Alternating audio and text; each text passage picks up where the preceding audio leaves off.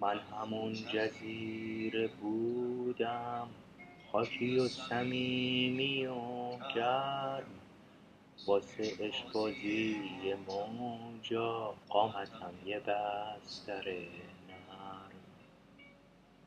یه عزیز دردونه بودم، پیش چشم خیس موجا، یه نگین سبز خالص روی انگشتر دریا.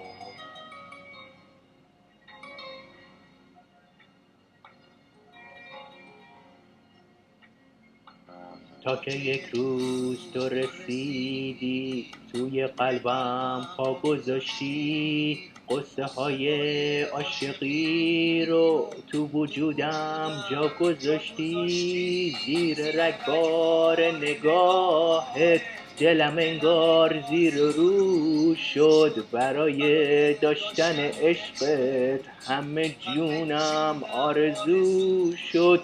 تا نفس کشیدی انگار نفسم برید تو سینه، ابر و باد و دریا گفتن حس عاشقی همینه.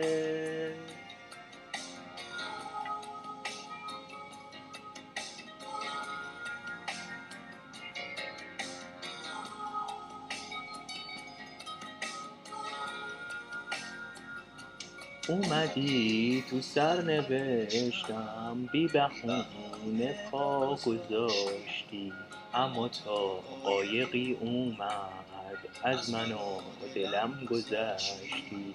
رفتی با قایق عشقت سوی روشنی فردا، من و دل اما نشستیم چشم راه لب دریا.